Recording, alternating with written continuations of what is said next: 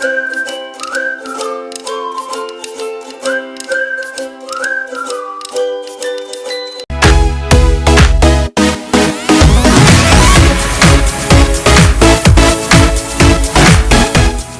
Speaking course आज है day 30वां दिन।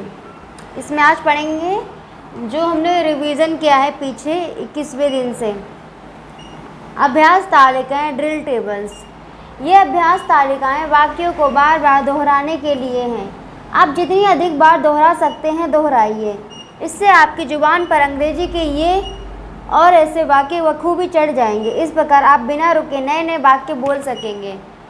तालिका 8 में हिज, हर, देयर, योर आदि सर्वनाम शब्द संज्ञा शब्द हाउस से पहले आए हैं सर्वनामिक संबंध विशेष सूचकों के रूप में। ये शब्द प्रायः इसी प्रकार प्रयोग में आते हैं, पर तालिका 8b में his, hers, theirs, yours, mine और आवर्स शब्द वाक्य के अंत में अकेले आए हैं। पजेसिव प्रोनाउंस संबंध सूचक सर्वनामों के रूप में पजेसिव प्रोनाउंस के साथ संज्ञा का प्रयोग नहीं होता। Example, this is my pen, possessive adjective. This pen is mine, possessive pronoun. इस अंतर को हमेशा याद रखना। सीधे दिस पेन इज माइन, यह मेरा पेन है, ये पजेसिव एडजेक्टिव हो गया। The pen is mine, pen मेरा है, तो ये पजेसिव प्रोनाउन हो गया। चलिए अब शुरू करते हैं रिवीजन। 21वां दिन, table number 8। This is, that is not, ये 2 और 3। This is his house, this is her house, this is their house, this is your house, this is my house, this is our house.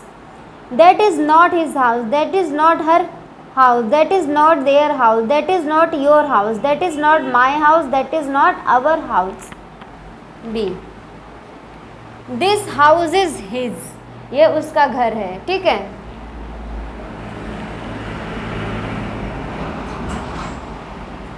या फिर possessive pronoun में the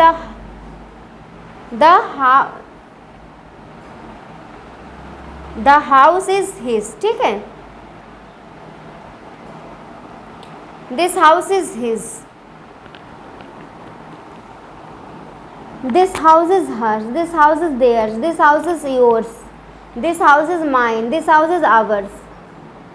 That house is not his, that house is not hers, that house is not theirs, that house is not yours, that house is not mine, that house is not ours. Mister Ram का अर्थ है mister Ram का, mister Ram's का अर्थ है mister Ram का। Apostrophe S का प्रयोग किसी वस्तु या व्यक्ति का दूसरे व्यक्ति से संबंध बताने के लिए होता है। This is mister Mehta's house, she is Meena sister. ज़्यादातर प्रयोग प्राणवाचक वस्तुओं के साथ होता है, पर कभी कभी प्राणहीन पदार्थों के साथ भी इसका प्रयोग मान्य माना जाता है। A day's work, a month supply, a year's growth आदि। ये इसीलिए शुद्ध अथवा सही माने जाते हैं क्योंकि ये एक्सप्रेशंस भाषा में काफ़ी प्रचलित हो गए हैं। इन्हें अशुद्ध कहकर निकाला नहीं जा सकता। ये देखिए इधर लिखा है, दिखाना भूल गई थी मैं आपको, फिर से आप पढ़ लीजिए यहाँ से यहाँ तक। 22वां दिन, टेबल 9। तालिका 9 में इन, अंडर, ऑन, नियर स्थानवाची शब्द प्लेटियल वर्ड्स वाक्य में प्रयोग हुए हैं। It is in that bag, your plate is under this basket, the bottle is not on your basket, the cup is not near mister Ram's table. किसी तरह से आप इनको बना सकते हैं, under, on, over. The plate is under your table या the bottle is not near this bag, the cup is on this bag. किसी तरह से बना सकते हैं। 23वां दिन, तालिका 10 में टू और टू संबंधित शब्द लिंकिंग वर्ड्स का अभ्यास दिया जाता है। आई एम टू टायर्ड, मैं बहुत ज़्यादा थका हुआ हूँ। To do such heavy work, इतना भारी काम करने के लिए। का अर्थ है मैं इतना अधिक थक गया हूँ कि ऐसा कठिन काम नहीं कर सकता।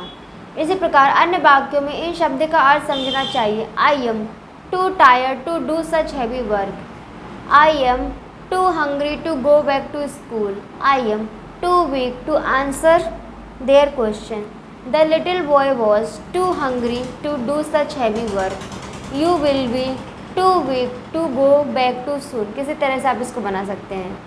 तालिका 11 में when as well as after before शब्दों का अभ्यास दिया गया है। इनके साथ लिंकिंग वर्ड्स नहीं जुड़ते, सीधे दूसरी क्लॉज जुड़ जाती हैं। जैसे when we arrived it began to rain, then नहीं आता है, सीधे शुरू हो जाता है। when we arrived it began to rain। अब तालिका 11 when we arrived it began to rain, as soon as the train left he started crying, after they came the lights went out, before she noticed he moved away। तालिका 12 में since और for के सकारात्मक positive वाक्य दिए गए हैं। तालिका 12 ये देखिए, she has been discussing this matter since morning, he have been quarreling over it for many days, I have been playing hockey since 2 p.m. You has been reading a novel for 2 hours। 24वां दिन। तालिका 13 में propositions के उलट पुलट वाक्य दिए गए हैं। इन्हें ठीक से मिलाकर सार्थक वाक्य बनाइए। एक प्रपोजिशन का प्रयोग एक से अधिक वाक्य में हो सकता है। कठिनाई होने पर संबंधित पाठ की सहायता लीजिए। यू मस्ट रिफ्रेन मतलब बचें, ठीक है। रिफ्रेन किससे? बचें फ्रॉम। अब फ्रॉम के बाद इससे लगा सकते हैं, स्मोकिंग लगा दिया हमने, ठीक है। You must refrain from smoking या you must refrain from this behaviour. He was highly amused by her son's health या बाय म्यूजिक या by his work. He prevents me,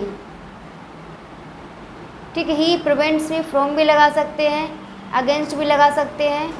the mother is worried about his behaviour going there. His work is progressing,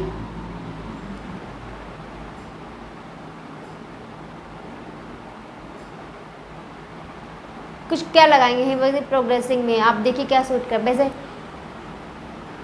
depend है हम यहाँ से क्या choose करते हैं। ये भी कोई सब लेते, his work is progressing by लगा कर देते। His work is progressing by, कुछ है यहाँ पे लगाने लायक नहीं है।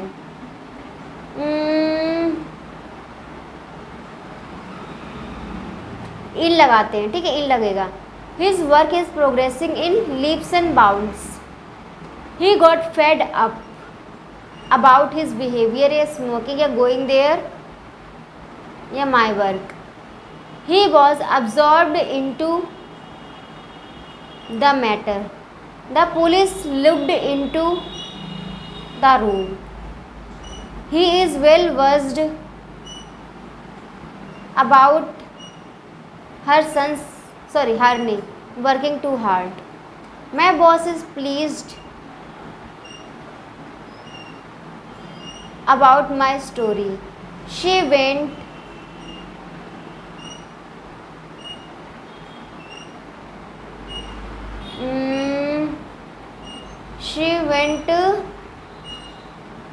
into the room।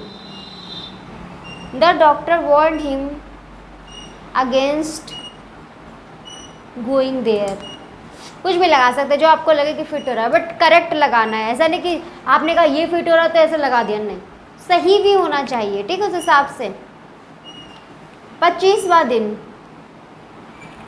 तालिका 14 में कर्मवाच्य पैसिव वॉइस के वाक्य दिए गए हैं। इनको बोलकर अच्छी तरह अभ्यास कीजिए और इसका अर्थ मन में बैठाइए। सहायक क्रियाओं इज बीइंग हैज़ बीन के साथ प्रधान क्रिया की थर्ड फॉर्म जुड़ती है।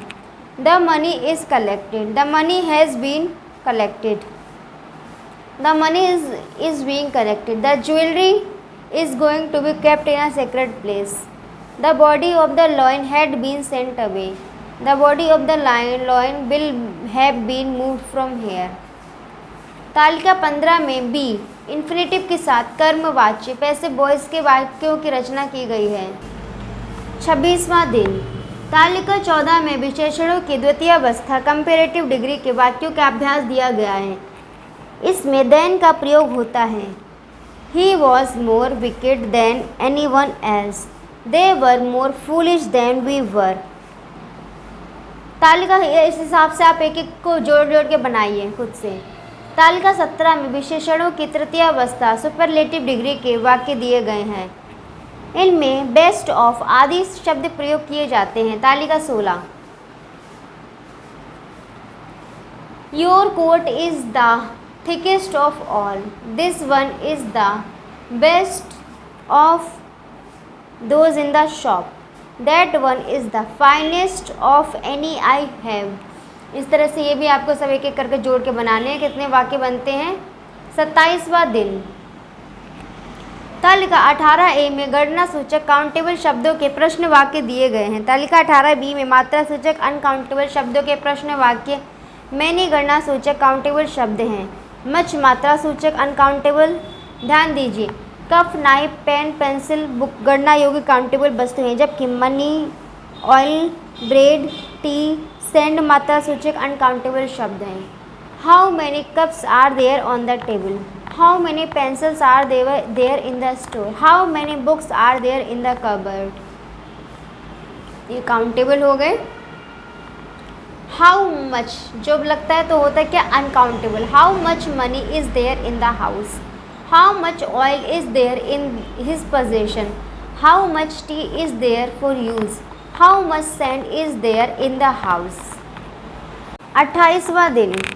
तालिका 19 में सर्वनाम इट के विभिन्न उपयोगों का अभ्यास दिया गया है। It is my friend, it was not my turn, it was 4 o'clock, it is not Noon yet, it is not true, it was very easy. इस तरह से इट को लगा के ये सारे लगा के बनाने हैं और इट वॉज को लगा के ये सारे लगा के बनाने हैं आपको अलग अलग। तालिका 20 में 2 प्रकार के कर्ता हैं, नकारात्मक नेगेटिव और सकारात्मक। नोबडी नेगेटिव नकारात्मक है, समबडी तथा एवरीबडी पॉजिटिव सकारात्मक है। नोबडी टुक एनीथिंग लास्ट टाइम का अर्थ है किसी ने पिछली बार कोई वस्तु नहीं ली, जबकि समबडी टुक समथिंग लास्ट टाइम का अर्थ है किसी ने पिछली बार कुछ वस्तु ली। नकारात्मक वाक्य में प्रायः एनीथिंग और सकारात्मक वाक्य में समथिंग शब्द का प्रयोग आता है। तो देखिए टेबल देखते हैं। 19वां दिन, टेबल 19।